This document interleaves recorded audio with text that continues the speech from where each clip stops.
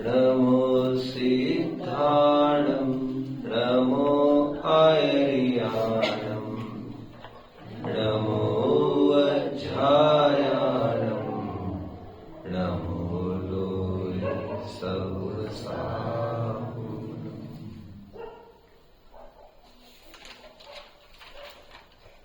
मुसाफिरों,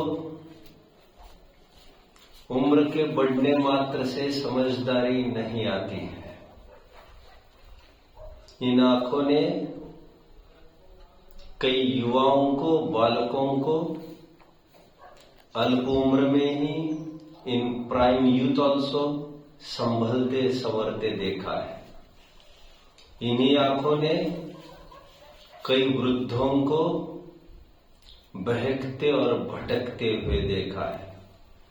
उम्र का बढ़ना मात्र अनुभवी होने का तकाजा नहीं हुआ करता। But on the other hand, कुछ लोग इतने लक्ष्यनिष्ठ होते हैं, वे समय के पहले ही चेत जाते हैं। वे पहले इस बात का तय कर लेते हैं, जीवन का मकसद, उद्देश्य समझने में वे कामयाब होते हैं।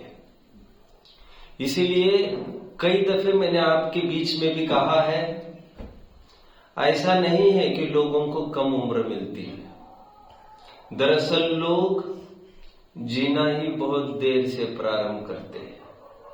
कुछ लोग जीवन का अर्थ न समझकर मरते दम तक भी जीना नहीं जानते।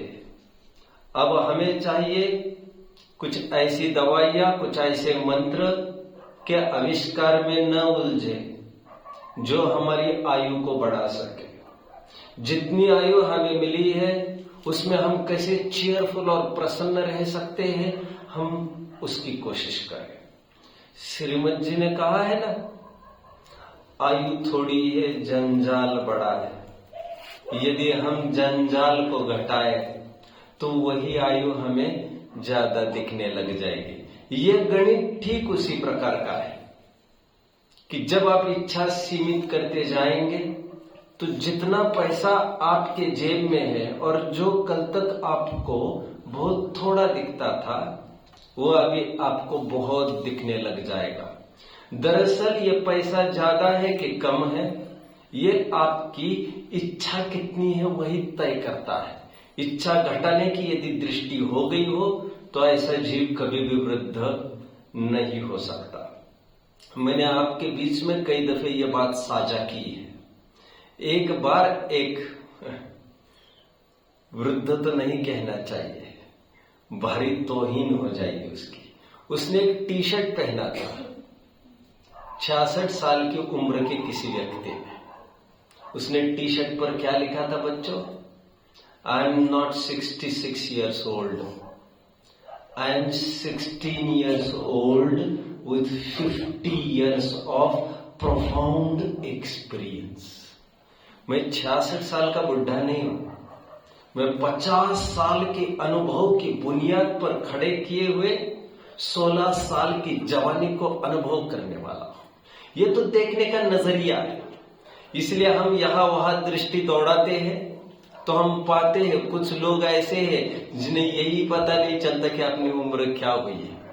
लोग भी जब उनकी तरफ देखते हैं तो वे पाते हैं इनको उम्र का तो ठिकाना ही नहीं है। उनकी चुस्ती ऐसे ही देखती बनती है कि जिसकी कोई बात ही नहीं है।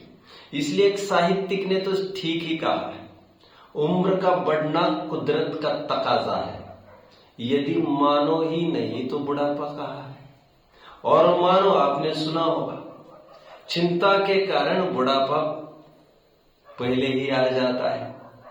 आजकल आप लोगों ने देखा होगा बहुत कम उम्र के लोग भी बाल सफेद होने लगते हैं, गंजे होने लगते हैं, चश्मा आने लगता है और काफी समस्या होने लगती है। समय के पहले झुक जाते हैं।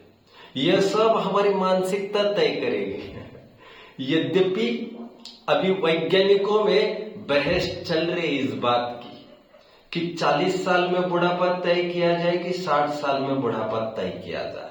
और दो गुटों में खूब लड़ाई चल रही है। इन दो गुटों की लड़ाई के बीच में ज्ञानी ने तो बाजी मार ली है। उनकी डिक्शनरी में ना तो 40 की बात है और ना ही 60 की बात है। मैं आपके बीच में कुछ ऐसे लौकिक व्यक्तित्वों को रखना चाहूंगा जिनके जीवन में उम्र का कोई तकाजा ही नहीं था। सबसे पहले मैं नाम लेना चाहूंगा नेल्सन मंडेला, जिनको मैंने कई दफे कोट किया है आपके बीच में। Inspired by Mahatma Gandhi ji principles of ahimsa, जिन्होंने जेल में 27 साल गुजारे और केवल कानून के प्रति होने वाले अन्याय का विरोध करने के लिए, पुरजोर विरोध करने के लिए अहिंसक पद्धति से जेल में अपना टाइम बिताते रहे, खूब लेखन आदि करते रहे। और यह साउथ अफ्रीका के बने हुए पहले ब्लैक प्रेसिडेंट, क्योंकि उनका आंदोलन चल रहा था that was against racism, that was against creed. जो गोरे गोरे कालों का झगड़ा था उसके विरुद्ध जो उन्होंने आंदोलन जारी किया था। मैं आपको बताना चाहता हूं, ये नेल्सन मंडेला साउथ अफ्रीका के जब प्रेसिडेंट बने तब उनकी एज 76 रही है। बुढ़ापे में क्या क्या करते लोग, थोड़ी सी मैं वो बात आपके बीच में रख रहा हूं। प्रारंभ होने के पहले, वैसे आप लोग महाराष्ट्र के हो तो मैं उम्मीद करता हूं आप लोग ज्यादा समझते होंगे इस बात को। आप लोगों में से अभी अभी अपर्णाताई रत्न तीर्थकर नाम सुना है किसी ने? काका आपने सुना है क्या? Ram Tirthakar, what I said? Okay, sorry. उन्होंने बच्चों एट द एज ऑफ 45 केवल पति के आग्रह से 45 एज के बाद, ऑफ कोर्स शादी तो बहुत पहले जमाने की बात है, अभी तो वो रही भी नहीं है यहाँ पर, वो चली गई है, बहुत बड़ी समाज सेविका रही। मैंने स्वयं उनके लगभग 101 घंटा सुना होगा, मुझे लग रहा है। विगत 7-8 साल पहले की मैं बात कर रहा हूँ, किसी ने सहज दिया था। महाराष्ट्र की ही स्पीकर रही है और 45 उम्र के बाद उसने LLB की, अपना लॉ वकालत आदि पूरी करके फिर जीवन भर उन्होंने कोर्ट के बाहर अपना अड्डा जमा कर किस प्रकार कोर्ट में जाए बिना आपस में डिस्प्यूट्स ठीक कर सकते, और वो दावा करती है 10,000 कपल्स को मैंने विलग होने से बचाया है। डिवोर्स के लिए जो आते थे समझा बुझा कर दोनों पार्टीज को मत जीवन की हानि करो। यही है वो। अभी मेरा प्रसंग नहीं है कहने का, लेकिन मैं अलग सा कहना जरूरी समझता हूं। जिन्होंने ये लिखा है, बाप को अपनी लड़की से भी आलिंगन नहीं करना चाहिए। क्या इसमें ब्रह्मचर्य की मर्यादा नष्ट नहीं होगी? बाप हुआ तो क्या हुआ, आखिर है तो पुरुष। इतनी सात्विक विचारधारा की रही है। नाम क्या बताया बच्चों? अपर्णाताई राम तीर्थकर। जरूर सुनना चाहिए आपको, कभी मौका मिला। मैंने काफी जनों को जिनको कोट करता हूं थोड़ा बहुत सुना पढ़ा भी है, कभी जैसा योग लगा है। सिंधुताई सपकाळ का नाम सुना है आपने? Great. Now I think because she has been awarded with Padma Shri, and unfortunately ये 2-5 साल में दोनों जन चले गए, अपर्णाताई भी एंड सिंधुताई सपकाळ भी। आप उनकी हिस्ट्री पढ़ोगे, उनको भी मैंने काफी पहले पढ़ा सुना है थोड़ा बहुत। लगभग वो अपने केवल 4th ही पूरा कर पाए और हजारों स्पीचेस उन्होंने पढ़े लिखों के सामने दिए। तो what makes us knowledgeable is not स्कूली पढ़ाई। स्कूली पढ़ाई से तो बहुत विद्या की, ऐसा नहीं। जिसे जीवन जीने की कला आ गई और जिसे बाई चांस जिसे समझाना भी आ गया, वह अपने आप डोमिनेट करता है कितने भी पढ़े लिखों के बीच में। आइए और कुछों के नाम गिनाता हूं। वैसे अब्दुल कलाम नाम सबने सुना ही है। अपने उम्र के बच्चों 70 से लेकर 75 साल की उम्र में उनका प्रेसिडेंट रूल रहा है। अब आम आदमी ये समझता है मैं 70-75 का हो गया हूं, मैं किस काम का हूं। आपको सुनकर और आश्चर्य होगा और आनंद होगा आपको। At the age of 83 when he passed away, जब Abdul Kalam missile man of India and aerospace engineer, जो बच्चों को बहुत चाहते थे और जगह जगह उनके स्पीचेस हुए, 83 की उम्र में जब वे गए, वे क्या कर रहे थे? वे एक स्पीच डिलीवर कर रहे थे कॉलेज में। और स्पीच देते देते ही कार्डिक अरेस्ट हो गया और वहीं पर वे चल बसे। एनीवे, जिनका यह मोटो रहा है आखिर उम्र तक, देखो बुढ़ापा ऐसी चीज है और बहुत जन जब नौकरी उनकी छूट जाती है, रिटायरमेंट आ जाती है, निवृत्ति आ जाती है, 60 साल के बाद उनका जीवन इतना दुर्भर होने लगता है, उनके 1-2 साल भी 20-20 साल जैसे कटने लगते हैं और अकाल में बुढ़ापा आने लगता है। लोग आपस में समझाते पाए जाते हैं, अकेले में मत बैठो, कुछ ना कुछ करते रहो, बी क्रिएटिव। कहा जाता है एम्प्टी माइंड डेविल्स वर्कशॉप, खाली दिमाग शैतान का घर। अकेले बैठे बैठे या तो स्वयं उलझुल कुछ सोचते रहेंगे, डिप्रेशन के मरीज होंगे, या तो तुम्हारा दिमाग जरूर खाएंगे। और अक्सर दूसरी भी एक स्थिति में साझा कर ही देता हूं, और बुढ़ापे की कई स्थितियों को मैं तो बहुत स्थूल चर्चा ले रहा हूं, आज और कल मैं लूंगा, अभी मेरा कोई विकल्प रहा नहीं है। लेकिन महीना भर चर्चा ऐसी चल सकती है। जो जीवन में अकेले रहे उनको क्या करना चाहिए, जो कपल में रहे उन्हें क्या करना चाहिए, जो निसंतान है उन्हें क्या करना चाहिए, आदि आदि काफी सारी बातें हैं। बट जहां तक मैंने देखा है बच्चों, मेरी लाइफ में भी थोड़ा बहुत ऑब्जर्व किया है मैंने, पति पत्नी बहुत अच्छे से रहते थे। मान के चलो 70 साल की उम्र में भी, बच्चों के बिना भी, 75 साल में भी, खुशी गम में एक साथ, 80वें साल में भी। बट जैसे ही 80 की उम्र पत्नी की हो गई और पत्नी चल बसी, 2-4 महीने में ही पति चल बसा। ऐसे एक नहीं, हजारों केसेस होंगे। आप उठाकर कोई भी ट्रैक रिकॉर्ड ले लीजिए, आपको पता चलेगा। मैंने एक दिन आपको बोल रहा था, ये याद आया?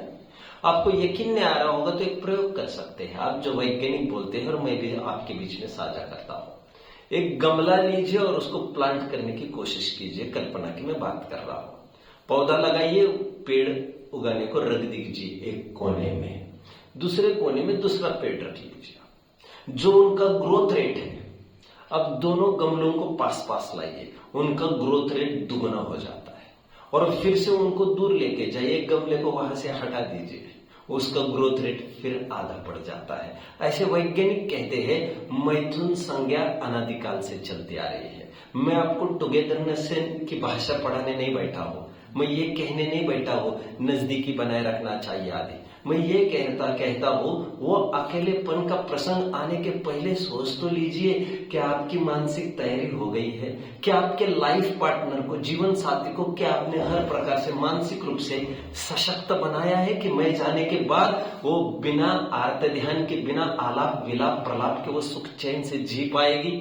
बहुत कम देखने में आता है। इसीलिए तो अपने साथी का जाना वे बर्दाश्त नहीं कर पाते। और इस जीवन के इस पड़ाव पर कुछ ऐसा अद्भुत साधन हमारे पास चाहिए जिसको लेकर चाहे जो प्रतिकूलता बाहर में आए वो हमें डिगा न पाए। बाहर के वैज्ञानिकों ने, बाहर के राजनीतिकों ने स्वयं को उलझाए रखा किसी न किसी बातों में। जैसे लता मंगेशकर कहती है कि मुझे जीवन में फुर्सत ही नहीं मिली सोचने की कि मेरी शादी नहीं हुई है, क्योंकि मैंने संगीत से शादी की थी, गायन से शादी की थी, मुझे कहाँ फुर्सत है सब सोचने की। तो आम लोग लगभग उलझा लेते स्वयं को ऐसी एक्टिविटीज में, और आपस में भी यही सलाह देते कुछ करते रहिए, कुछ करते रहिए, नहीं तो बुढ़ापा ग्रास ले जाएगा, चिंता घर कर जाएगी आप में। वैसे लता मंगेशकर आप जानते हुए 80-85 साल में जितनी भी गई होगी, आपको कंफर्म कर लेना चाहिए। इस उम्र में गई तब भी आखिर तक वो अपना करियर करते रहे। अमिताभ बच्चन जो आज फिल्मी दुनिया के बिग बादशाह माने जाते हैं, आज उम्र के I think he may be even more than 80, but वो निरंतर सक्रिय रहते, शूटिंग आदि पर जाते हैं। वे आपने क्या कहते हैं उसको, जो शूटिंग्स वगैरह होते वो निरंतर स्वयं को करते, क्योंकि वे सब इस बात से भयभीत है कि कहीं बुढ़ापा ना आ जाए। मैं और कुछ आपको उदाहरण देकर आपके बीच में साझा करता हूं। विंस्टन चर्चिल नाम सुना होगा बच्चों आपने? विंस्टन चर्चिल, अरे यार किस किस्म के लोग हो आप, अंग्रेज अपने ऊपर राज करके गए हैं। चर्चिल का कितना टाइम भारत में गुजरा है प्राय उसका समय। एनीवे, यही वो विंस्टन चर्चिल था जिन्होंने गांधी जी की मजाक उड़ाते समय पार्लियामेंट में उसे नंगा फकीर कहकर चढ़ाया था, जिसका उत्तर देते समय गांधी जी ने यह कहा था, होना चाहता हूं आगे हूं नहीं। एनीवे, विंस्टन चर्चिल जो प्राइम मिनिस्टर बने यूनाइटेड किंगडम के दूसरी बार, वो अपनी उम्र के 65वें वर्ष में बने। व्लादिमीर पुतिन तो नाम सुना ही होगा बच्चा आपने, ये प्रेसिडेंट है रशिया के, आजकल सुर्खियों में रहते हैं। He is at the age of 71, लगभग 70 साल की उम्र है और प्रेसिडेंसी कर रहे हैं। मतलब राज्य का पूरा भार उठा रहे हैं ये। रोजाना कितनी मीटिंग्स होती होगी, क्या क्या होता होगा। आगे, चार्ल्स डार्विन, ये तो नाम सुना ही होगा आपने, डार्विन्स थ्योरी ऑफ इवोल्यूशन। ये थ्योरी ऑफ इवोल्यूशन जब उन्होंने डिस्कवर की, then he was at the age of 50-60 somewhere. KFC एक चेन सुना है आपने रेस्टोरेंट का, KFC, that was at the age of 69। थोड़ा आप कंफर्म कर लीजिए प्लीज यहां वहां। 69 की उम्र में उन्होंने ये ग्रुप का मालिक बन गए। डोनाल्ड्स, क्या व्हाट इज दैट, रेस्टोरेंट के चेन है, और एक what is that, McDonald's, McDonald's if I am not wrong. वो पहले बच्चों पेपर के कप्स बेचने में उन्होंने अपना टाइम निकाला है। And I think it was at the age of 55-60 जब वे मैकडोनल्ड्स भी उनका नाम नहीं है, वो तो जो फर्म चलाती थी उन भाइयों का नाम था वो। इन्होंने तो उसको उठाया इतनी उम्र में और कहते हुए इस स्तर पर आकर पहुंच गए। खैर, हाँ, और एक दो साझा करता हूं आपके बीच में। आई थिंक इट्स फौजा सिंह।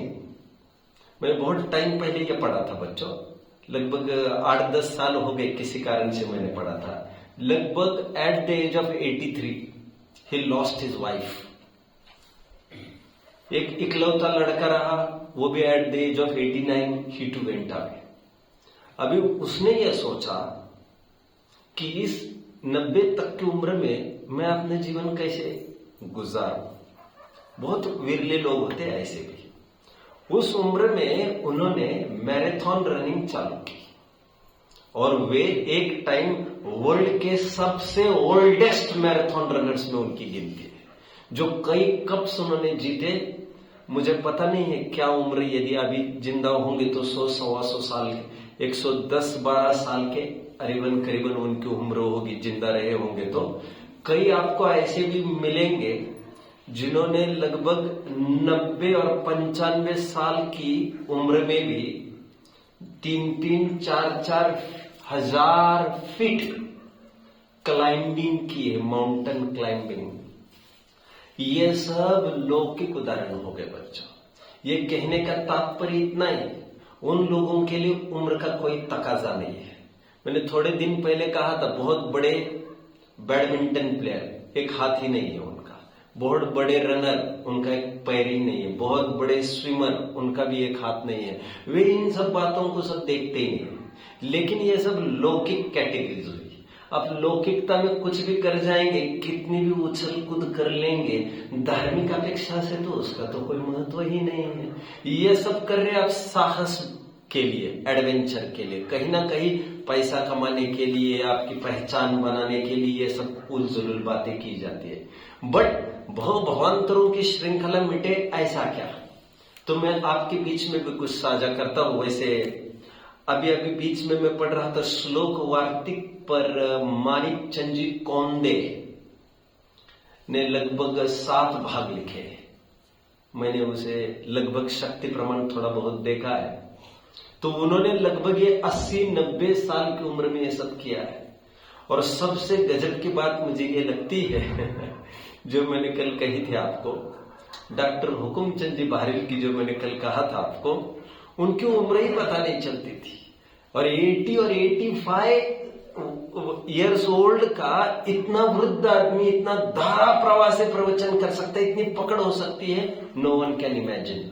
मैंने और एक बार आपको कहा था, कोठाड़िया, प्रकाश कोठाड़िया, सोलापुर के एक, I think he was retired scientist और समथिंग लाइक दैट, कोई बहुत बड़े ओहदे पर वे लौकिक रूप में रहे। जब 60 साल की उम्र में रिटायर हो गए बच्चों, and we are here not to be retired, but to be rewired. ऐसे लोग ये कहते हैं don't get retired, be rewired. मतलब समझ में आता है? रिटायर मतलब निकम्मा, किसी काम का नहीं रहना, लगभग अर्थ किया जाता है। हालांकि उसका अर्थ निवृत्ति है, लोग निवृत्ति का अर्थ ढंग से नहीं लेते, but this is the time to rewire. मतलब बहुत सालों का घर हो गया है तो उसकी वायरिंग थोड़ी बदलना जरूरी होता है, और वायरिंग यदि बदल दे फिर से, वो घर एकदम चकाचक नया जैसा होता है और कुछ नहीं करना पड़ता है। और ये बुढ़ापा है, हमारी मानसिक संतुलन को न खोकर विचार शक्ति हमारी पॉजिटिव दिशा में रखकर हम अपने जीवन को फिर तरोताजा और जवान बना सकते। ये कुछ उदाहरण। कोठड़िया सर की मैं बात कर रहा था, 60 साल की उम्र में उनको धर्म की रुचि लगी। बच्चों, अक्सर लोग ये कहते पाए जाते, अब तो हम बूढ़े हो गए, अब तो हमें कुछ याद नहीं रहता, अब कुछ ये नहीं होता। और अक्सर बुढ़ापे की वजह देते हुए वे मीन मेक निकालते और स्वयं को हीन दीन पामर अनुभवते हैं। उन्होंने 60 साल की उम्र में धर्म रुचि उनको हुई थोड़ी सी, और थोड़े ही टाइम में, जितना मैंने सुना समझा है, थोड़े ही टाइम में उन्होंने गोमटसार आदि कर्णानियों के क्लिष्ट ग्रंथों पर असाधारण अधिकार स्थापित किया। बात इतनी ही नहीं, वे बहुत अच्छे स्पीकर के रूप में उभरे और सब जगह जगह जगह कर्णानियों का विवेचन करने लग गए। मैं जहां तक समझता हूं, if I am not wrong, जीवन में कभी भी उन्होंने कुछ भी नहीं किया था और एकदम 60 साल के बाद उनको रुचि लगी थी।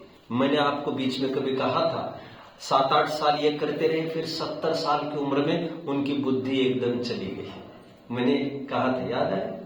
और फिर 2-5 साल इलाज चलता रहा, अपने आप बुद्धि लौट कर आई, फिर ये करते रहे। उम्र यहां वहां मैं बोल रहा हूंगा, मुझे इसका ख्याल है।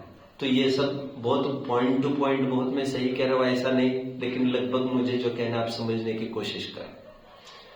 हमारे जो ग्रंथ लिखे गए 2000 वर्ष पहले, उसकी पांडुलिपि जो हस्तलिखित हुआ करता था, एक कॉपी की 10-10 कॉपी करना। पहले जमाने में किसी को अपॉइंट किया जाता था कि आप इतने रुपए लीजिए, जैसे हम 10,000 रुपए देंगे, आप ये ग्रंथ पूरा करना है। 1 महीना वगैरह लगता था लिखने करने में, क्योंकि बहुत सावधानी बरती जाती थी, क्योंकि चाहे जैसी स्थिति में ग्रंथ नहीं लिखे जा सकते थे, पूर्ण शुद्धता में किए जाते थे।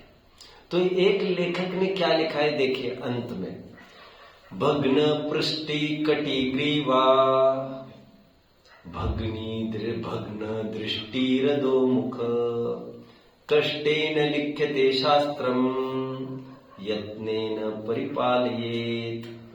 क्या कह रहे हैं? भग्न पृष्टि कटि ग्रीवा, लिखते लिखते लिखते हमारी पीठ काम से चली गई, चकनाचूर हो गई हमारी गर्दन, जर्जरित हो गई हमारे कंधे वगैरह सब कुछ। भग्न पृष्टि कटि, कमर मर गई।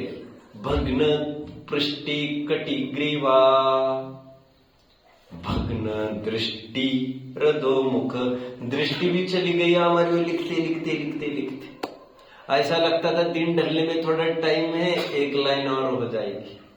ये 1 लाइन किसी का जीवन बचा सकती है। बच्चों, इस विधि से ये सब शास्त्र हमारे सामने आए हैं आज। उनको एक ही जुनून था, ये परंपरा आगे बढ़ती रहे। ये वो छपाई का काल नहीं था। एक तरफ मुगलों ने अपना स्थान जमाया था, एक तरफ सब अपर पक्ष थे, विदेशी हुकूमत थी जो संस्कृति को नष्ट करने के लिए पहले तो ग्रंथों को जला देते थे। तो लिखना पड़ा उनको, मेरा सब कुछ जर्जरित हो गया, मैंने स्वयं को स्वाहा कर दिया इसमें, मेरी दृष्टि भी चली गई, आंखें अंदर चली गई पूरी। भग्न दृष्टि रदो मुख, मेरी गर्दन भी नीचे आ गई, सब कुछ झुक गया। आप इतना सा ही करना, जो मैं लिख कर जा रहा हूं, समय मिलने पर थोड़ा सा उसे समय निकाल कर उसे पढ़ लेना। कल मैं ये कह रहा था 90 साल की उम्र की महिला किस प्रकार अध्ययन आदि करती है संलग्न होकर। आज कुछ और टिप्स मैं बताऊंगा। एंटी एजिंग टिप्स के रूप में इस बुढ़ापे में जीते हुए किस प्रकार हम स्वयं को सुरक्षित रखें के रूप में कुछ पॉइंट्स बता रहा था मैं। पहले तो मैंने 3 एस बताए थे, speak less, speak concisely, speak the truth. कम बोलो, जितना जरूरी है उतना बोलो, जिससे जरूरी है उतना बोलो, जब जरूरी है तब बोलो, और जो भी बोलोगे धार्मिक पृष्ठभूमि पर ही बात करोगे। लौकिकता का तुम्हारा अभी कोई संबंध नहीं रहा है। जैसे किसी ने आपको ये कहा, अब तुम जानते फलाने मंत्री का मरण हो गया, तो आपको सिंपली इतने उत्तर देना चाहिए, क्या करें, मरण प्रकृति शरीर नाम। जो भी यहाँ पर आया है, राजा हो या फकीर हो, उसका अंत तो सबका एक सरीका ही होता है। जब सबका गंतव्य एक मिट्टी ही थी, बेचारे ने क्यों इस राजनीति में उलझन की। राजेश्वरी ते नरकेश्वरी, और राजनीति में उलझना इज एज गुड एज नरक गति का बंध चालू करना। सब किचकिच और माया जाल का। अरे काश जीवन को थोड़ा बचा लेता। बड़े बड़े डॉक्टर इंजीनियर को देखकर आपको ये नहीं लगना चाहिए अपना जीवन कितना सार्थक करे। जिनका नाम अभी लिया, आपको ये नहीं लगना चाहिए ऐसा ऐसा हमें बनना है। आपको ये लगना चाहिए इतनी उम्र खपा कर आखिर हाथ में कुछ नहीं आया। इसलिए एडिसन भी मरते समय क्या कह रहा है, मैंने जीवन में हजारों खोजे की, लेकिन मैं कौन हूं ये खोजना ही मैं भूल गया। और उसके बिना सुख शांति होगी नहीं। बाहर का बिजली का बल्ब जलाने से क्या होगा जी, तुम्हारी आंखें ही जब अंधी हो जाएगी तो ये बल्ब कहाँ तक तुम्हें चला पाएंगे। अपो स्वयं दीवो, जब आत्मा स्वयं ही स्वयं का दीपक बन जाएगा, जब हमारी विचार शक्ति स्वयं ही मार्गदर्शक बन जाएगी, ऐसा व्यक्ति कभी भी अंधा नहीं हो सकता। बाहर का अंधेरा हमें दुखी नहीं कर सकता। बच्चों, जब तत्व ज्ञान से रहित होता है, हतोत्साहित हो जाता है आदमी, इस चकाचौंध के बीच में भी पागल हो जाता है आदमी। एनीवे, मैं 3 बातें कह रहा था बोलने में, ये सब सावधानियां रखना। 3, फिर 4 सी कहे थे मैंने। उसी में कहा था, पहली बात क्या कही थी बच्चों, don't condemn. Very good, don't condemn, निंदा न करो। घर की बात घर में ही रखो, घर वालों की बात हमारे घर के बाहर वालों को मत बताओ, और उससे तुम्हारी इज्जत दाव पर लग जाएगी। Don't condemn. दूसरा कहा था डोंट कंप्लेन। बार बार शिकायतों की आदत मत लो, निरंतर नुक्ताचीनी मत निकालो। प्रकृति में कोई भी चीज, गुलाब भी है, सभी कहते हैं कांटों के बिना होता ही नहीं है। कमल है, वो कीचड़ के बिना होता ही नहीं है। सोना भी है, जितनी भी महंगी भी चीजें है ना, वो थोड़ी थोड़ी इम्प्यूरिटी को लेकर वहां पर मेहनत करके काम करना पड़ता है। जितने भी मणि होते हैं ना बहुत कीमती, वे सर्प में होते हैं, हाथी में होते हैं, उनको हस्तगत करना उतना सरल भी नहीं हुआ करता है ना। Life is not fair, get used to it. रोजाना तकरार करने से समस्या का समाधान नहीं हुआ करता। तीसरी बात क्या कही थी, डोंट कंपेयर। अनावश्यक रूप से तुलना मत करते रहिए, उससे तुम ही जल जल कर खाक हो गए। ये समझ लीजिए तुम्हारा भाग्य अलग है, उनका भाग्य अलग है। ये मत सोचिए कि उन्होंने ये किया, उनका ऐसा हुआ, मैंने ये किया, मेरे साथ ऐसा क्यों। तुम वर्तमान भाव की देख रहे, तुम्हें पता ही नहीं है पूर्व भाव में किस किस ने क्या क्या किया था, उसका भी लेखा जोखा चल रहा है। प्रकृति में नाइंसाफ नहीं होता है, कुदरत के कंप्यूटर में भूल नहीं होती है। यहाँ पर किसी को मैनेज किया जाए ऐसा नहीं होता है। लोकोत्तर कानून किसी व्यक्तियों के अंधों के हाथ में नहीं होता है। कर्मों पर यदि तुम्हें भरोसा है तो थोड़ा धैर्य रख, काम हो जाएगा। उतावला बनकर काम बिगड़ जाएगा। ये तुम्हारी लास्ट ओवर चल रही है। दाव मत चूको चौहान। क्या कहा मैंने, दाव मत चूको चौहान। ये जो तत्व ज्ञान है ना, ये है बुढ़ापे की लाठी। बच्चों, आपने लोग 2-2, 3-3, 4-4 बच्चों को पैदा करते हैं। क्यों? एक नहीं दूसरा काम आएगा, दूसरा नहीं तीसरा। बच्चों, मैंने ऐसा भी देखा है 4-4 बच्चे रहते हुए भी अनाथ आश्रम में भर्ती होते हैं और करोड़ अरबपति। मैंने थोड़े टाइम पहले कहा, हमारे ही सामने जहां पर मेरी शॉप थी, उसी के सामने एक हॉस्पिटल था, 5 मंजिली है, अभी भी है। कहने में बहुत अच्छा नहीं लगता है, दिगंबर जैन ही है, तो जाति पाति से कुछ नहीं होता है। किसी बाप का राज नहीं है किस जाति में पैदा होगा तो क्या होगा। इसलिए मैंने हमेशा कहा है मुस्लिम कुल में पैदा हुआ भी सम्यक दृष्टि ज्ञानी हो सकता है। किसी की बपोती नहीं होती है, किसी का कोई ऐसा प्रिविलेज नहीं है इस माँ बाप से पैदा हुआ तो ऐसा होगा। और उन माँ बाप ने अपना अंतिम जीवन पड़ाव का वृद्धाश्रम में जाकर व्यतीत किया और फिर जो भी बहुत सारी खटपट होती रही, बदनामी आनी, ये सब होता रहा। तो इस धोखे में भी नहीं आना चाहिए कि ये लड़के होंगे तो ये हमारे कभी काम आएंगे। बुढ़ापे की लाठी कोई दूसरा व्यक्ति नहीं हुआ करता, क्योंकि यहाँ पर जितने व्यक्ति दिख रहे हैं ना तुम्हें, वे सब अपनी अपनी चिंता और जो भी है जो दिखता है क्या है, अपनी अपनी फिक्रों में जो भी है वो सब उलझा है। आज समझ ले, मुझे तो ख्याल में चढ़ता सूरज धीरे धीरे की मैं लाइन कह रहा हूँ। जितने भी लोग दिख रहे हैं सब अपने अपनी चिंता से परेशान है। उनकी चिंता छोड़कर तुम्हें कौन हेल्प करने आएगा। अक्सर एक दादाजी मुझे कहते थे, जिनकी मुझे कल भी याद आई थी, पुजारी जी। वे कहते थे मेरी समाधि करने के लिए जरूर मेरे तैयार रहना। कभी भी कोई स्थिति बिगड़ जाए, मुझे डॉक्टरों की जरूरत नहीं है, आप मुझे जरूर उपदेश देने के लिए आ जाना। मुझे दवाइयों की जरूरत नहीं, डॉक्टर की जरूरत नहीं, लड़का की जरूरत नहीं। वास्तव में ऐसे भी बूढ़े मैंने देखे।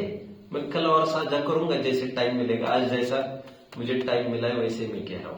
मैंने इतने चुस्त और इतने बहादुर वृद्ध देखे हैं जो कभी भी मौत से नहीं डरे हैं। वे कहते थे घर वाले बाहर, अभी जितना करना था पाप सब कर लिया, अभी क्यों मोह बढ़ा रहे। कोई विद्वान हो, पंडित हो, हमें कोई उपदेश दे सके, ऐसे व्यक्ति अंदर आते। पुजारी जी मुझे ये कहते थे हमेशा, बच्चों मेरी उम्र उनके सामने है 30 साल की उम्र रही होगी मेरी उस समय। कितनी, 30 से भी कम। जब मैं खनियादाना गया था, आई think it was 26-27 somewhat like that. मेरी उम्र 26-27 साल की और वो उम्र में थे तब 80-85 साल के। जीवन भर धर्म में उनका समय और एकदम सात्विक परिणाम वाले। अब कल्पना नहीं कर सकते। जिनका मैं कल कह रहा था ना, पहली बेंच पर बैठकर 90-95 उम्र में भी नोट्स बनाते थे, उत्तर देते थे, हाथ ऊपर करते थे, नींद लग गई। ऐसे भी वृद्ध मैंने देखे 70-80 साल के प्रवचन के बीच में नींद लग गई, उठकर कोने में खड़े रहते थे घंटों। ओह, आधा घंटा, पौन घंटा खड़े रहते थे। मुझे तकलीफ होती थी, मैं कहता था बैठ जाइए। वे इशारा करके कहते थे, याद है आपने, मैं बात कर रहा हूं, कौन है ये, वत्सल जी। थोड़ी भी उनकी पलक झपकी, उठे, एक तरफ खड़े रह गए कोने में जाकर पब्लिक के पूरे सामने। और मुझे भी दया आती थी, मैं कहता था आप चलो रखो, मैंने किया हुआ अपराध मुझे ही भोगना पड़ेगा। और आज यहाँ पर शिथिल होऊंगा तो डंडे यहाँ नहीं वहां खाने पड़ेंगे, तो यहाँ क्यों चुस्त नहीं हो। खैर मुझे तो ये कहने में, दादाजी ये कहते थे मुझे संबोधन करने के लिए जरूर आना। मुझे क्या उत्तर देना चाहिए उनको। यदि मैं कहता हाँ मैं आऊंगा, फिक्र मत करो, ये दूसरों को गाफिल रखने के सब उपाय है। मैं ये कहता था दादाजी को, आपकी भावना बहुत अच्छी है और हमें कोई ऐसी संधि मिलेगी, अवसर मिलेगा तो हम छोड़ेंगे नहीं, हम बिल्कुल आपके आसपास ही रहेंगे। लेकिन इस धोखे में मत रहिएगा कि आपकी संकट की स्थिति में हम हमेशा वहां रहेंगे, क्योंकि आपको दिक्कत आई हुई होगी और उसी समय में हमें दिक्कत आई हुई होगी, तो हम अपने संभालेंगे कि तुम्हारे संभालेंगे। वो तो सब ठीक है, जब हम स्वस्थ रहेंगे तब की बात करें तो। और किस उम्र में क्या बीमारी होना ये भी तो तय नहीं है। और तुम जिसके भरोसे बैठे वही सब पीड़ा में। तुमने किसी को पैसा दिया, अब तुमने सोचा 2 साल के बाद मैं ले लूं, जब मांगने गए पैसा मिलेगा क्या। और लगभग 90% आपको पैसा उस समय में मिलेगा नहीं। ये कहेगा साहब मुझे लगा था सामने वाला देगा, मुझे लगा था फसला चाहिए, मुझे लगा था। और तुम ये मान के बैठे हो 2 साल के बाद जाऊंगा पैसा ले आऊंगा। अरे नाना तुम बड़े धोखे में हो, ऐसा नहीं होता है। खैर हाँ, मैं सी की बात करता हूं, डोंट कंप्लेन। चौथा सी, हाँ डोंट कंप्लेन में और कुछ कहना चाहूंगा। मेरी ये समस्या है, वो समस्या है, मेरी ये हाथ दर्द हो रही है, हाथ दर्द। रोजाना मत कहो किसी को। एक बहुत सुंदर कहावत है मराठी की, अरे नाही नाही नाही, आबाळच फाटले त्याला कुठे कुठे शिवायचं. थोड़ा सा कपड़ा फट जाता है तो उसको तो सिलाई हो सकती है, और ज्यादा फट जाए ज्यादा सिलाई कर देंगे. अब वो आकाश में ही पूरा विभाजन हो रहा है, उसको कहां ठेकड़े लगाएंगे आप. बुढ़ापा ऐसी चीज है जो गाड़ी ही जर्जरित हो गई है. अब उसका क्या क्या बदलेंगे? टायर बदलेंगे कि इंजन बदलेंगे कि बोनेट बदलेंगे कि क्या टब बदलेंगे? उसका बदलेंगे क्या? अब उसका तो यही ठिकाना है भैया. उसको या तो रवाना कर दो कहीं, उसका जाने का टाइम है, तुम्हें मेंटली प्रिपेयर रहना पड़ेगा, मोह को छोड़ना पड़ेगा. काय मराठी की क्या कहावत बोली बच्चों? रोजचं म्हणत त्याला कोण रडे, ये तो जानते ही होंगे आप. रोज की समस्या अब रोज रो रो कर क्या नया करोगे तुम? और शाबाशी उसको मिलती है, इतनी समस्या आती है कभी कहते ही नहीं. लोग उनकी केयर ज्यादा करते हैं जो छोटी मोटी, मुझे डॉक्टर के पास ले चलो, डॉक्टर के. अरे इतना ऐसे कैसे काम चलेगा? इतना छुई में मत बनो. अभी थोड़ा तो भरोसा करो अपने पुण्य पर. खैर, मैं कहां तक आया था बच्चों? डोंट कंप्लेन के बाद क्या? Change yourself. परिस्थिति के अनुसार स्वयं में बदलाव लाना बहुत जरूरी है. जो भी अच्छी बातें छोटों से भी दिखती है, आपको उसको अंगीकार करना चाहिए. सुधरने की कोई उम्र नहीं होती. ईगो पीगो सब एक तरफ रह जाएगा एक दिन. चलो, फिर कल एस से मैंने चालू किया था. फिर से क्या क्या दिया था बच्चों मैंने? सैक्रिफाइस. गुड. मैंने कहा था अन्याय अनीति अभक्ष का त्याग करो, व्यापार धंधे का त्याग करो, शादी ब्याह आदि कार्यक्रमों में जाने का त्याग करो, नाते रिश्तेदारी, जो अनावश्यक नाते रिश्तेदारी की बात करो, हाय हेलो के पीछे जो मिलते जुलते हो, ये सब खत्म करो. राग द्वेष के ये सब अवसर है. अभी हमारे बच्चे जिनको आगे चलानी है गृहस्थी, वे जाने, उनका जनरेशन जाने. अरे हम जंगल में नहीं जा सके, यही हमारी बदनसीबी और हतपुरुषार्थ है. घर में रह रहे मतलब हर जगह घुसते ही रहेंगे, हर जगह माथा मारते रहेंगे, ऐसा ऐसा फटे में टांग उल जाते रहेंगे, ऐसा नहीं होगा. घर में रहकर जितना हम साधुगिरी संतगिरी कर सकते, जितना विरक्त रह सकते, उतनी कोशिश करेंगे हम. हाँ, ये सैक्रिफाइस. फिर दूसरा क्या कहा था मैंने? Share your time. नहीं क्या? अच्छा, शेयर. यदि आपको दुख आपके साझा करने का मन बना, यदि नहीं करना लगा तो बेहतर. ऐसे पुरुषार्थी लोग बहुत कम हैं जो आई हुई समस्याओं को स्वयं अपने तत्व ज्ञान के बल पर समाधान कर लेते हैं.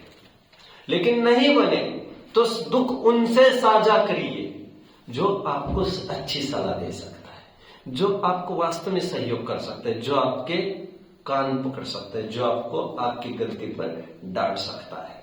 बट हमारी बदनसीबी ये है, हम उनसे साझा करते जो हाँ मिला है, और मैंने इतना कहा और तुमने कुछ नहीं बोला, तुम भी दो शब्द उनके प्रति नहीं बोल सकते, तुम तो मुझे बोल रहे, मुझे मैं तुम्हारे पास नहीं आऊंगा. यह हमारी सोच में सुधार करना पड़ेगा. हमें ऐसे साथियों की तलाश में चाहिए जो हमें सजग करे, जो हमारे राग में राग, सुर में सुर ना मिलाए. Share with knowledgeables. ये और आगे क्या होगा बच्चों? Spare your time. Time management कैसे करेगा वो मैं प्रकरण देख रहा था. मैंने पहले कहा था पठन, निरंतर पढ़ते रहिए जितना समय. आगे मैं लेखन की बात चालू की थी. मैं ये कह रहा था कुछ लिखने का काम कहीं से मिलता है तो उसमें समय का बहुत अच्छा सदुपयोग होता है. अभी भी मेरे पास बहुत वयोवृद्ध बहन आई थी एक रामायण से. वो निरंतर ये कहती थी कि भाई हम यहाँ आए तो कुछ लिखने को कुछ होगा, आपका काम हम कर सकते तो दे दीजिए.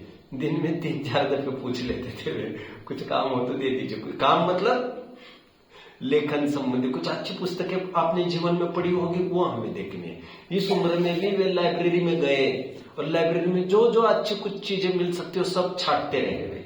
मतलब उनको देखकर ये नहीं लगना चाहिए कि अरे अभी तो कितना जीना है, अब काय के लिए इतने पुस्तकों का ढेर, क्या क्या करते रहेंगे, कितना तो जीना है. ऐसा नहीं.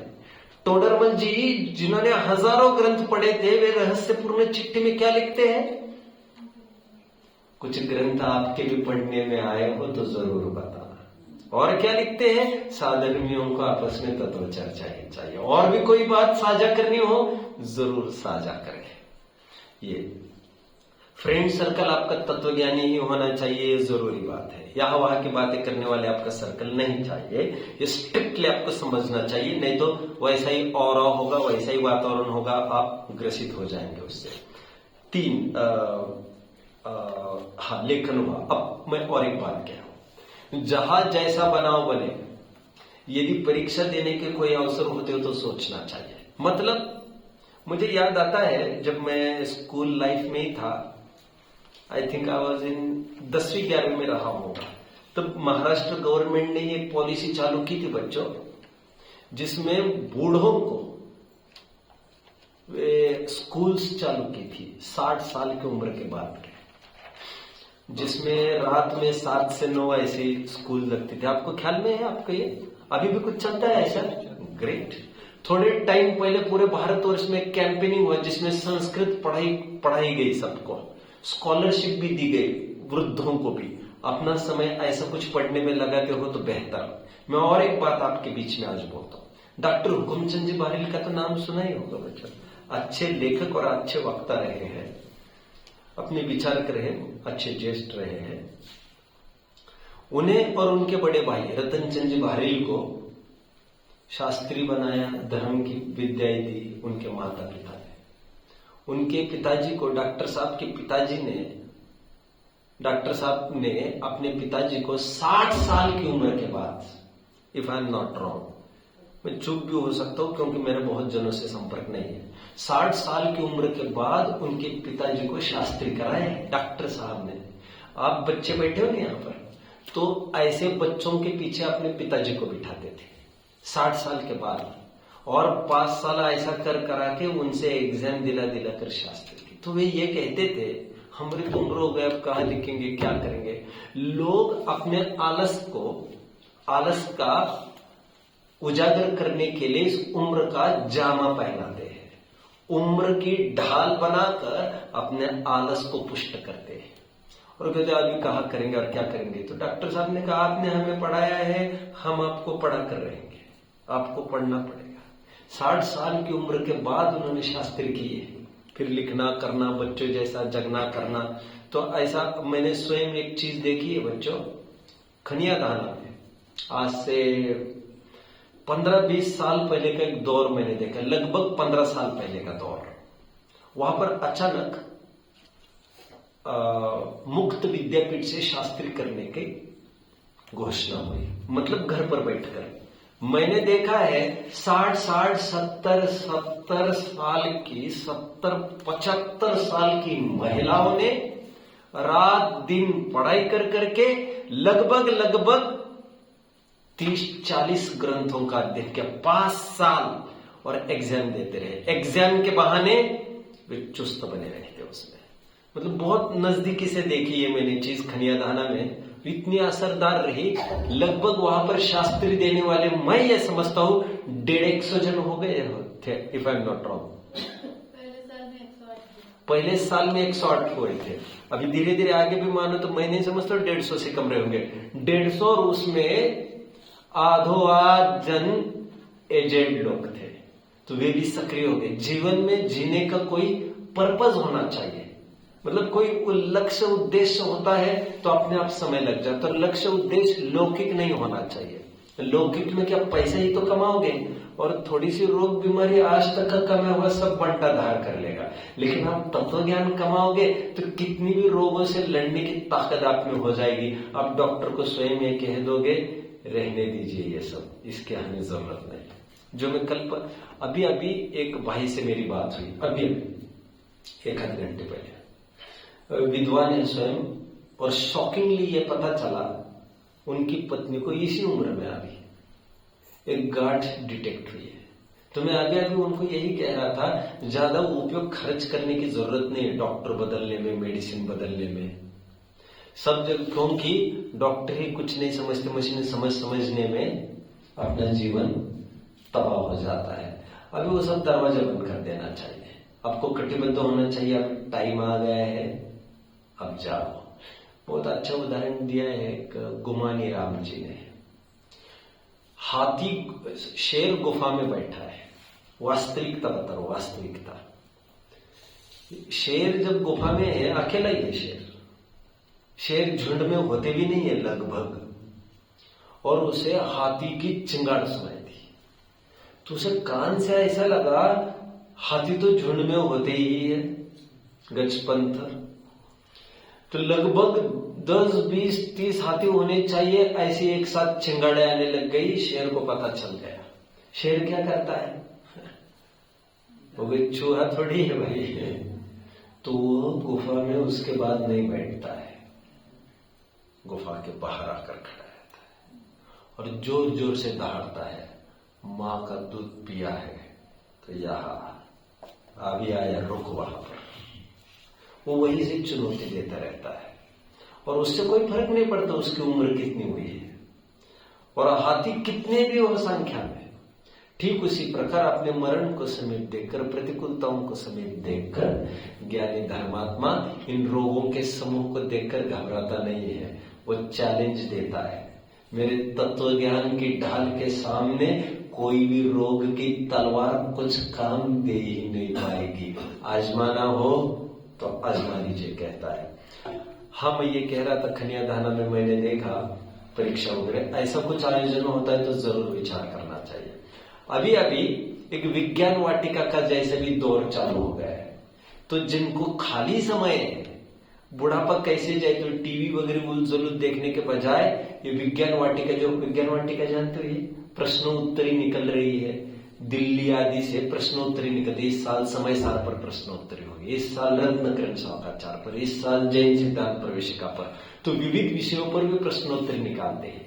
उस बहाने वो विषयों को पढ़ते साल, और उसमें बख्शिश योजना रहती है। और मैंने ये देखा है काफी वृद्ध भी उसमें पार्ट लेते हैं, अच्छे वयोवृद्ध बुजुर्ग।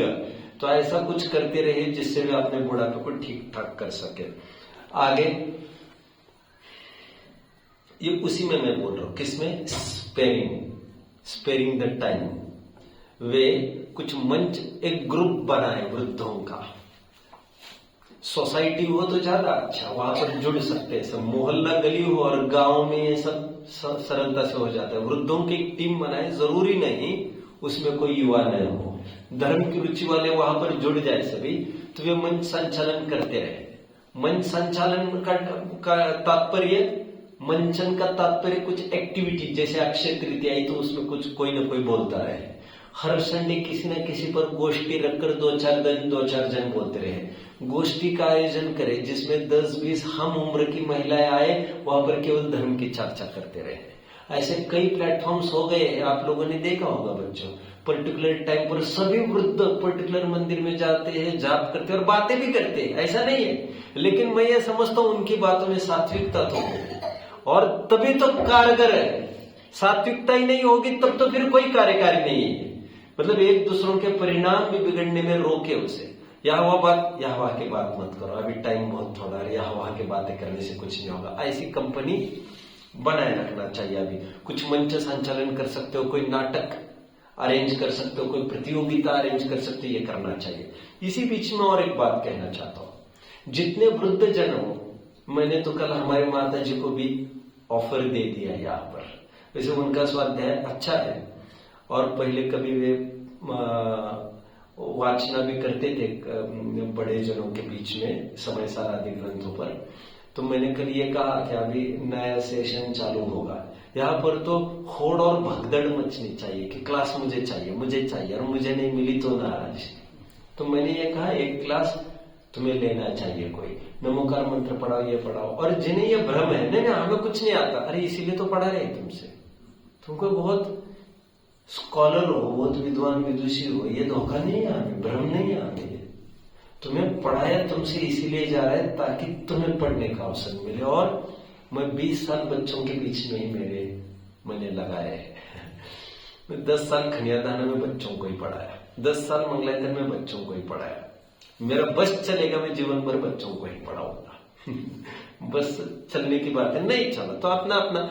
मैंने समाज में बड़े लोगों को पढ़ाने में मुझे बहुत कम इंटरेस्ट रहा है, क्योंकि बड़ों की प्रवृत्ति थोड़ी अलग प्रकार की होती है, छोटों का एक अलग प्रकार की, उनकी ग्रेविटी क्यूरियोसिटी जो होती है वो अलग स्तर की होती है। एनीवे, यदि कोई क्लास मिलती है बुढ़ापे में पढ़ाने के लिए, you should surely try that. अभी भी बड़े दादा की धर्मपत्नी, मतलब जिन्हें बड़ी मम्मी कहते हैं शायद, क्या नाम है इनका? कमला भाभी है क्या? नहीं, मैं I am not very sure, होगा तो। कमला जी बहारी वगैरह ये काफी उम्र तक ये पढ़ाती रही है। तो ये पढ़ाने का अपना निरंतर दौर चलता रहना चाहिए, उसमें उम्र का कोई तकाजा नहीं चाहिए। जहां तक मैं समझता हूँ डॉक्टर साहब के बड़े भाई, बड़े दादा, वे भी काफी उम्र तक पढ़ाते रहे हैं। और अभी भी हम मुड़कर देखो, और कितने ही वृद्धजन, ग्वालियर में तो ऐसे है कि एक पैर से भी अपंग है, वो पैर पूरा एक फैलाते हैं और अपना अपना चलता रहते हैं। कितने भी एक्सीडेंट्स में कुछ भी करके, कितने भी बुखार में वो उसको नहीं छोड़ते, क्योंकि वे समझते हैं यह हमारे खुराक एक टॉनिक है। तो जो भी वयोवृद्ध हो, वे निरंतर इसका ध्यान रखें कि कहीं क्लास ले सकते हैं, कि कुछ पढ़ा सकते हैं क्या। एक जन को भी पढ़ा सकते, 2 जन को पढ़ा सकते, बड़ी बड़ी सभाएं मिलेगी ये कोई जरूरी नहीं। आपको एक कोशिश कर लेना चाहिए, आपको आपके दादा को, दादी को, उनको बोलता करना चाहिए। मुझे बहुत अच्छी एक नीति ख्याल में आती है, ये यदि आपको डिप्रेशन है, डिप्रेशन के मरीज हैं आप, डिप्रेशन समझते ना, मानसिक बीमारी, तो उसको उसके अभाव का एक ही उपाय है। क्या उपाय है? जो डिप्रेशन का मरीज है उसे रोज समझाने जाइए आप, अपने आप आपका रोग ठीक होगा। तो दूसरों को समझाने की कला स्वयं को समझने के लिए, इसीलिए कोई कक्षा का आयोजन होता है तो जरूर ये विचार करना चाहिए और जरूर पढ़ाने की कोशिश करना चाहिए। जहां तक मैं समझता हूँ, छिंदवाड़ा में आप लोग जानते होंगे, छिंदवाड़ा में अपने क्या नाम है, अनुज की मौसी का नाम क्या है? अनुज पाटनी की मौसी का नाम जो छिंदवाड़ा में थी, अनुज पाटनी मौसी का नाम क्या? जीजीबाई बोलते हैं। आई थिंक उनका नाम कुसुमबाई कुछ है। जीजी लगभग मैंने जितना जहां तक देखा है, वे भी लगभग 75-80 की उम्र तक बड़ी बड़ी सभाओं में अपना अपना बड़े गंभीर विषयों पर वे विवेचना करते रहे, और विगत 40 सालों से करते आ रहे हैं। बहुत बड़े राजमल जी साहब रहे भोपाल के, मैं समझता वे भी 80-90 साल तक वे भी निरंतर धारा प्रवाह से प्रवचन, मतलब इसमें उपयोग लगाना चाहिए हमारा, मैं ये समझता हूँ। ये पवन जी भी स्वयं, पवन जी ऐसे आदमी थे, मैंने ये देखा है, आधी रात बुला लेते थे फोन करके, और डॉक्टरों को नहीं, हार्ट में जबर, उनको बहुत सालों से बहुत तकलीफ थी, और 200 दफे ऐसा लगता था आज ये गए। डॉक्टर भी सभी हाथ ऊपर कर लेते थे। इतना अमीर आदमी, बच्चों, इतना अमीर आदमी जो मुंह से ये कहते थे मैं रोज टनों घी, मैं 10-20 घड़ों से रोज घी के नहा लूं, कुछ भी बाल बाका नहीं होगा, ये कहते थे। और इतना पैसा पूरे गद्दों में और पूरे तकिए में, इतना पैसा उनके पास कभी रहा है। आज मैंने उनको कहा, लेकिन कोई भी समस्या आई विद्वानों को बोला, और विद्वानों का एक है, और कितनी भी समस्या आप उसकी चर्चा करो, और कोई तात्विक विषय दे देते थे, और थोड़ा भी आदमी यहाँ हुआ तो इतनी टेंशन में भी वे कह देते थे ऐसा नहीं, मतलब उनका बहुत हमने देखा है। ठीक है, तो उपयोग लगाने के ये अवसर है। जिनके बस की हो, मैं 4-5 मिनट आज बोल के स्पेयरिंग ऑफ टाइम पूरा कर देता हूं। जिनका कभी विकल्प हो, बस की हो नहीं, जिन्हें विकल्प हो, कभी ज्यादा ऐसे लगे बोर जैसे हो गए हैं, वे वृद्धों में टीम बनाकर एक यात्रा का भी आयोजन कर सकते हैं। यात्राओं में 2 प्रकार की यात्राएं हो सकती है, एक लौकिक और एक धार्मिक। आपको भारी आश्चर्य होगा मैं लौकिक पर कैसे बात कर रहा हूं, क्योंकि मैं स्ट्रांगली एलर्जिक हूं लौकिक के, लेकिन मेरी बात तो सुनिए जरा। लौकिक यात्राओं में आपको अनाथ आश्रम की यात्रा करनी है, आपको वृद्धाश्रम की यात्रा करनी है। अब देखिए किन वृद्धों पर क्या क्या बीत रही है। जब आपको ये पता चलेगा 24 घंटे में भी मुश्किल से डायपर नहीं बदले जाते उनके, कोई खाने को भी देता है वृद्ध, अच्छा वृद्धाश्रम की हालतें है, मैं हर एक की नहीं कह रहा हूं, क्या गौशाला है और क्या वृद्धाश्रम की हालत है। अब गौशाला को कौन पूछ रहा है अभी, तो सब ये तो आमदनी के खड़े रहे होंगे अच्छे इरादे से, बट यात्रा के रूप में हमें चाहिए। कभी थानों में भी, पुलिस थानों में, कभी जेलों में विजिट दे, कभी अस्पतालों में विजिट दे। जो जो वैराग्य के साधन है, जिसे देख देख कर हमें भोगों का आकर्षण खत्म हो, हमें लगे हमें जाना है, हमें थोड़े दिन के मेहमान है, विषयों की पकड़ डेली हो जाए। ऐसा नहीं लगेगा आज की सब्जी बहुत अच्छी हुई, ये सब फिजूल बातें नहीं आए, ये शर्ट तो बढ़िया दिख रहा है, ये सब खत्म हो जाए, ये प्रेस होना चाहिए, सब फिजूलपंती खत्म, ये कलर्ड होना चाहिए बाल, ये सब आपका राग धराशायी जब तक नहीं होता है। आप लौकिक भी यात्राएं करते रहिए, स्पेशली वृद्धाश्रम में विजिट देते रहिए। आप समझिए बाकी के वृद्धों पर क्या क्या बीत रही है, उनका भी दुख दर्द हल्का करने की कोशिश कीजिए, वहां पर कुछ स्पीचेस दीजिए जिससे आपको भी लाभ होगा। फिर तीर्थ यात्राएं तो है ही, कहीं आते जाते भक्ति भजन संध्या का आयोजन हो सकता है, अपने अपने बैठकर भक्ति भजन आदि जगह। फिर एक टीम बनाई जा सकती है वृद्धों की, जिसमें जो समाधिस्थ जीव है, मृत्यु शैया पर है, उनको टीम टीम जा जाकर उन्हें संबोधन कर सकते हैं।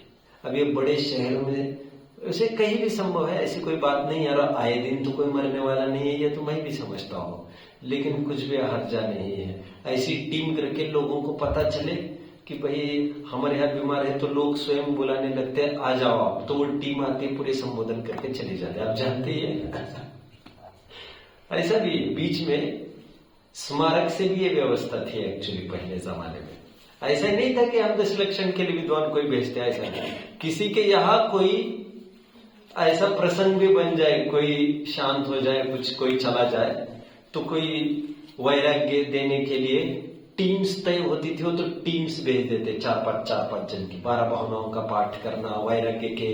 फिर दिन भर वहां कोई प्रवचन टाइप नहीं, 1 घंटा ऐसा, दिन भर संबोधन करना, शांत रहो, कुछ नहीं हुआ है, ये सब 4 दिन का वहां पर अपना काम करना। फिर कहीं और कोई चले गए, वहां से फोन आया, फिर वहां पर जाना, क्या अरेंजमेंट हो सकता है ये विचारा जाना चाहिए। आगे संस्थानों से जुड़े रहने चाहिए, आसपास उनको पूछते रहना चाहिए, हमारे लायक कोई काम हो तो हमें जरूर बुला सकते हैं। अंतिम बात बताऊंगा, फिर बस करेंगे। एक सशक्त परंपरा मेरे देखने में आई भिंड आदि स्थान पर। वहां पर मैंने देखा है, वहां पर रोजाना दोपहर में 10-20 महिलाएं आ जाती, सब वयोवृद्ध लगभग, और सब बैठकर वहां पर द्रव्य शोधन करना। अरे इसमें कोई मजा है, भगवान तुम्हारे और हमने पैसे देकर पुजारी रखा है, अब वो कैसे करेगा, क्या करेगा, उसकी भावना तुम्हें क्या पता। और फिर तुम क्यों पुण्य नहीं अर्जित करना चाहते हो, और ये पुजारी क्या क्या करेगा, और कैसे उसमें व्यवस्था बनेगी, शोधन द्रव्यों का कैसे करेगा वो। तो मैंने स्वयं ये देखा है, रोजाना दोपहर में वहां की टीम आ जाती थी और वहां पर सभी घेर के बैठ जाते थे, पूरे द्रव्य का शोधन तत्व सूत्र का पाठ करते करते, 6 डहला का पाठ करते करते, बात नहीं करता था कोई आपस में, पूरे तंदुल को पूरा बिन चुन रहे हैं, लौंगों के फूल निकाले जा रहे हैं, गोलों को देखा जा रहा है, कुछ सामग्रियों को देखा जा रहा है, बर्तनों को कैसे क्लीन हो सकते वो देखा जा रहा है। वो रोजाना दोपहर में, आज भी वाशिंग वगैरह स्थान पर मानना चाहिए, इतने बड़े बड़े घर की बहुएं, बड़े बड़े घर के लोग, वे मंदिर को स्वयं साफ करते हैं, झाड़ू पोछा आदि सब, आज भी ये सब देखने में आता है। बड़ा मतलब ये भक्ति का हमें लाभ उठाना चाहिए, हमें पुण्य अर्जन करना चाहिए, कोई औरों के भरोसे नहीं होता, ऐसा होना चाहिए। और जिनवानी की भैया वृत्ति करनी है तो बूढ़ों को समय है, टाइम नहीं निकल रहा है, तो दोपहर में जाए, जिनवानी को देखे, कहाँ का टेप करना है, पेस्ट करना है, कहाँ का जिल्द फटी है उसको सुरक्षित करना है, कहाँ लेबलिंग, कहाँ नेमिंग करना है, उससे पूछे। विद्वानों के टच में रहे, कोई काम करना हो, कोई योगदान हम दे सकते हैं तो वो पूछो। जिनकी ताकत है, जहां पर शुद्ध भोजनशालाएं चल रही है वहां पर योगदान दे सकते हैं। योगदान देने के लिए तो कई जगह दे सकते हैं। समय का सदुपयोग इस प्रकार हम कर सकेंगे, बुढ़ापे की उसमें सिद्धि हो जाएगी। ओम